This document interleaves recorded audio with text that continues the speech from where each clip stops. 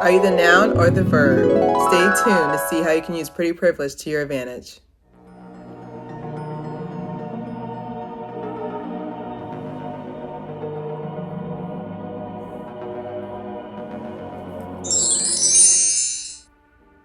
All right, welcome back to another episode of Haire. So I'm gonna go into unobvious signs that you have pretty privilege, and then we will go into how to use pretty privilege to your advantage and some tips I have. First things first, thank you guys for your support so far. I can't believe we are on episode 6 already. And I should be done by my birthday on July 24th. So first unobvious sign that you have pretty privilege is that people have extended eye contact with you, extended conversation. They ask questions that need no answer. So perfect example, just last week, I remember I was standing downtown. I told you guys I work in accounting at downtown, and some guy walked up to me. We're at the stop sign. He walked closer to me. That's another reason why you can tell you have pretty privilege. People want to stand closer to you. He came closer to me and he was just like, "Oh, I just want to know, what time is it?" There's like a 3 joule with a giant clock on it. I was like, "It's 12." And then he starts like, "Okay, so what do you do?" Like you see how extended conversation, also eye contact, people literally will stare at you unblinking. And question that you know answers, like that's got to be the best one. Like, definitely, what time is it? 2024, you don't have a watch. I have on here free drinks and also free access. So access is basically like, "Oh, we usually don't do this," or "We usually don't have people come in," or "We don't allow people back here. But since definitely, like, you literally, it's like a trap door." Like, having pretty privilege is like having a trap door. There's a lot of access, VIP tickets. It's easy to promote you up, and just a lot of other aspects. Interviews, I have on too, like here on too as well, that interviews, they will interview just to look at you. Okay. There's been plenty of times where I interviewed for a position that I was unqualified for, and I could tell I was unqualified for it. The person that was unqualified for it, but towards the interview, he was just like, "Oh, so what's there to do around?" Not a tour guide. Okay. People do not give you compliments even when you're dressed up. There's a tendency that people think that people who are attractive, they already get so many compliments, so much attention, that they feel like there's no need to really like hype them up or make their head even bigger. So you could be dressed to the nines, makeup done, people will not say anything to you. People that know you won't say anything. Strangers, yes, but people who know you, they won't say anything to you.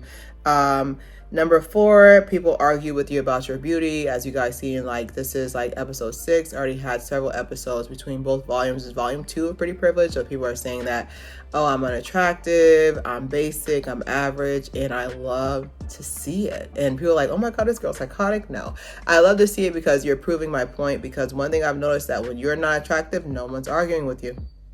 No one's arguing with you. Okay. I also have on here opposite gender treatment. So basically, when you're attracted, you have a tendency to make the opposite sex very nervous. Behavior is erratic. You got people who are talking faster towards you, or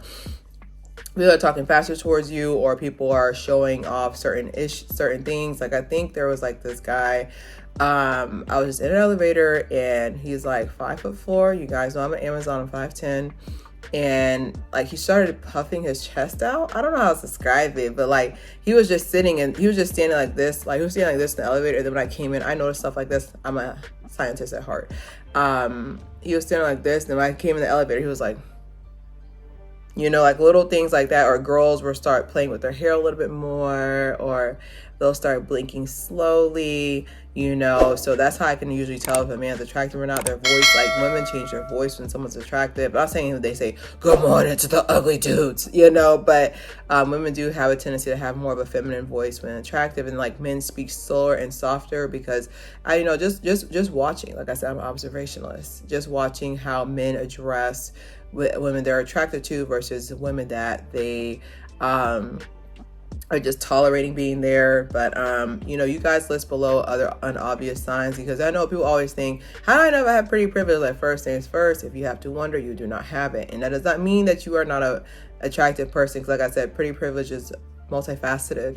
It's based on what do people deem attractive based on like what your environment is like. So we're gonna go into the psychology. I used my degree. Basically, how to use pretty privilege to your advantage. The secrets are out. Sorry, pretty privileged girl club. I'm telling them. So basically, you need to evaluate your marks. So let's say, for example, I have an example. So last year I flew to, where was the year before? Louisiana, and we flew Delta, and I flew with my sister. And basically, I sat next to the pilot, and I got us better seats. Ooh, let me tell you the secret. Let me paint the story for you. Basically, I came up. First of all, I didn't know if he was a pilot because the only person who's wearing primary colors. So I come up. See, he's the only person wearing white. So he's sitting there and he's reading a newspaper. Okay, newspaper. Like, you gotta evaluate your mark. I watched him for a little bit. Now, when I say watch, I wasn't like, it's the pilot. Like, I watched him for a little bit to evaluate everything. First things first. I noticed his age range. Okay, so age range means that the older the man is, your vernacular needs to be a little bit more refined. You just can't say, "Oh, it's giving, Mr. Pilot. It's giving." No, he was between about 55 to 70. So I already know coming up to him, I'm gonna have to change my vernacular a little bit. I can't be coming up to him say, I can't be coming to him talking like this either. I don't know, so he was reading a newspaper. Yes, he was reading a newspaper in the year 2022. Okay, and so that tells me that he wants real conversation, because people who are on their phone, not saying that you get categorized. Like I said, I be reading articles, I read other things, but people who read newspapers, they want conversation. The newspaper is a prop. There's nothing in there that he can't look up. So he wants conversation. He was reading a newspaper. So he had no headphones in, because some people, they read and they have headphones in. He had no headphones in. He was begging for somebody to talk to him. Okay. So another thing too that I made sure I did as well is that I did a lot of smiling. Not saying like, "Hi, Mr. Highland." No. Okay, like, I'm not hitched, but I really wanna. Okay, I did like a lot of smiling, like a good morning. And you gotta understand, as a pilot, you flying in and out, your mindset is like, okay, of course the plane drives itself, but your mindset is, I'm on my assignment. Like, you see somebody smiling at you, it's a complete different. When everybody's in the airport, everybody's some meanie heads at the airport. Everybody has resting mean face. So you come in there smiling, you're already sticking out. Okay, think about environment. At an airport, you come in smiling at everybody, you're going to instantly have attention, because no one smiles at the airport. Also too, like your appearance. So I had on basically like a button down shirt, but short shorts. Or if I would have had a crop top, my pants would have to be long. You have to have balance, because it goes trashy really quickly. Okay, I'm just taking my first appearance. Like I said, before you talk, your clothes talk before you. And then after I talk, I converse with him. Also, this is another reason why I said, I'll say it in my notes later on in the week, that y'all need to start reading things and knowing things, because y'all are boring to talk to. So, i.e. the conversation, he was reading a newspaper, and I think I said to him, I was like, you know what's funny? And, like, now I have your attention. You want to know what's funny? I said, what's funny? The New York Times is the last level of journalism that was really perfected before we went into the internet. And he was like, actually, I disagree. It was actually the Chicago Times. And you start talking. Girl, I don't know what I said. I don't read no newspaper. I made that shit up. But one thing, it's like one thing that's gonna happen is that now you piqued his interest. Like, okay, well, this person's not like regular people. So afterwards, we conversed. We chopped it up. This conversation took 6 minutes, but the work before took about 10 to 15 minutes beforehand. And so afterwards, I was like, actually, and he was like, "Oh, you're flying with me today?" I was like, "Yeah, but I do have a problem. Men love to problem solve." Okay, so you're going in there, you come in there, you don't say like, "Hey, can I get new seats?" No. Maybe I should be like a coach, whatever, because I practice what I preach. So I was like, "Yeah, me and my sister, like, silly us. For some reason, we just ended up being on different parts of the plane. I really wanted to sit with her, like, just really take it in, and da-da-da." Not only did our seats move all the way up to the front of the plane, this was on a booked flight. I don't know who they moved, sorry, but they moved us to the front of the plane, and we got to sit together. And the whole time they waited on us hand and foot. "Hey, are you guys doing okay? The pilot wants to know, want to make sure your flight is good." You see how you use pretty privilege to your advantage? Now, mind you, of course, if you would have did this same thing and you weren't as attractive, it still would work. But pretty privilege speeds the results up, and the persistence and the accuracy is higher when you have pretty privilege. So we're gonna go into presentation. First things first, ladies. Some of these voices, Now, as someone who is taller and who has more, I wouldn't say a deeper voice, but like you can soften your voice a little bit. You know, like instead of saying, "Oh, good morning," someone say, "Hey, good morning, Claire." Good morning. Excuse me. Like, what the, did that come from a troll? What was that? You know, like you want to come in and I don't know what that was. You want to come in, like I said, pretty privilege is, you know, of course, genetics, but it's all about presentation as well. You want to soften your voice a little bit. Hey, me and my sister are in a dilemma. We want to sit together today, but we can't. You know, like soften your voice. You don't have to do Marilyn Monroe. People always go to Marilyn Monroe. Like Marilyn Monroe's voice would sound ostentatious on me.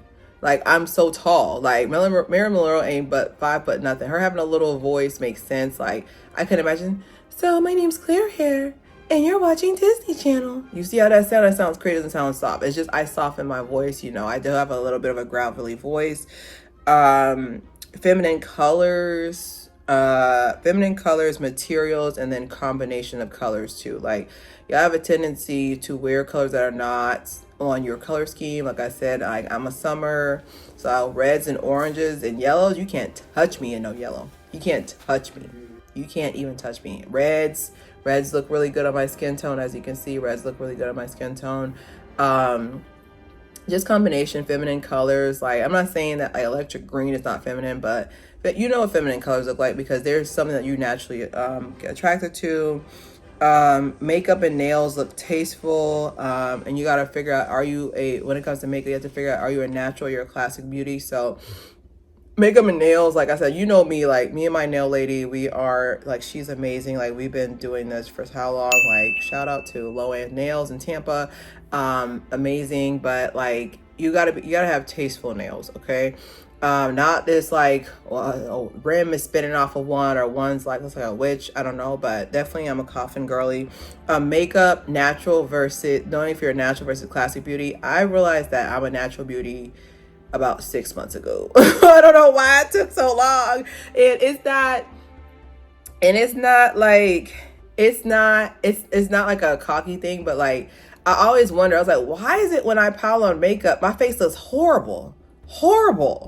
And the thing about it is just like, that's why whenever I see people and they're doing contour and all this, I was just like, my face could never. Like, I was in my little brother's wedding, and they put makeup on me.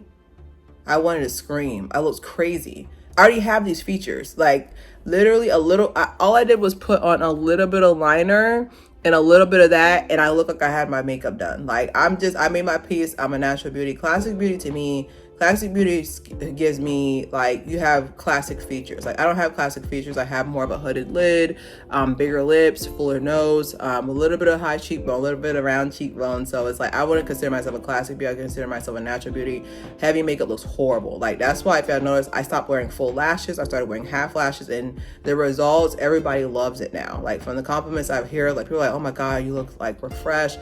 Because I'm a natural beauty. Like, I can't do it with all this makeup. My face gets overwhelmed by it. I don't know how. I did not figure this out, but better late than never. I also have on here too, general posture. Okay. Some of y'all are giving T-Rex a run for his money, and it's not to make fun of you. It's to let you know that you need to have posture. The reason why my posture is excellent, because my parents are Haitian. And they don't play that, okay? They don't play that. So I naturally, like, even if you don't have great posture, just put a pillow behind your back so you can naturally sit up. Because even with me, like, I make sure, like, even now I stop breathing, but you having great posture also helps with your back, decreases scoliosis, chances of scoliosis later in life. But some of y'all posture, okay? You're here. You're pulling your hair. You're not putting your boobs forward. You're here, okay? Some of y'all posture scares me a little bit, all right? Your spine, you're a chiropractor's dream, but I'm just letting you know, like, some of y'all posture, work on that. Vernacular as well. I feel like a lot of y'all are not well versed in English words. You make up a lot of words. Now, like I said, I say stuff facetiously, but my vocab level is on another planet, and yours should be too, which is why I say always read 2 or 3 books per week. Okay, so summary. Do you have pretty privilege? Yes or no? I don't like this question because it's hard to talk about pretty privilege and not sound like you're full of yourself. Like, you see how, like, I kind of just stated stuff factually because I'm a scientist. Like, it's obvious. Like, I was like, it's obvious how people treat you. But yeah, if you have pretty privilege, like, you can use these tips. But also, if you don't have pretty privilege, you can also use these tips. But the examples I said before, there's plenty of unobvious examples besides people saying you're really pretty, you know. Number 2, I have on here, psychology is so amazing in regards to pretty privilege because you can test your hypothesis out. Like, literally, if I came dressed like this with, of course, like some long slacks because my top's already revealing, so I have to have like some cover. I go like this dress, I go downtown Tampa, it's over. Okay, it's over because how I carry myself, they're not used to, you know, seeing, you know, certain demographic carrying themselves a certain way. Not saying that we want them, but I'm just saying, like, when you naturally do that, you're gonna naturally stick out. It's gonna be at the point where you're annoyed with how much attention you're getting. Okay. I also have on here is that just in general, like, not to like attract men or get free tickets, just in general, these are just good advice tips for young women, you know, because I feel like, and that was one thing I can say, like, that would be my dream, to be like just like a mentor to like younger women, because, and I feel like no one's teaching them these things. Like, there's a couple of situations I ran into. I was just like, mama didn't teach you that, like, you know, like, and it's nothing against them, but I do feel like there is a certain level that no one is teaching them these things, and yet people are still trying to compete with them because they're younger than them, like Gen X. But I do feel like someone needs to be and step up as a role model. Like, of course, you know, you have a lot of people out there who are gurus, but I'm talking about someone who really, really cares about these girls, about them upbringing, like basic stuff like vernacular, hygiene, sitting up. Like, this is mama. This is what your mama's supposed to teach you. Like, I always say, show me a woman, I show you her mother. I always say that every single day. As y'all can see, my mom don't play. Okay, she don't play that. She don't. But definitely, the verb versus the word is like verb versus the word is different. Like, do you have pretty privilege and how to use it? And if you want more tips, I would love to make another like separate series on how to just be a young woman. So don't forget to subscribe, share. It's Claire here.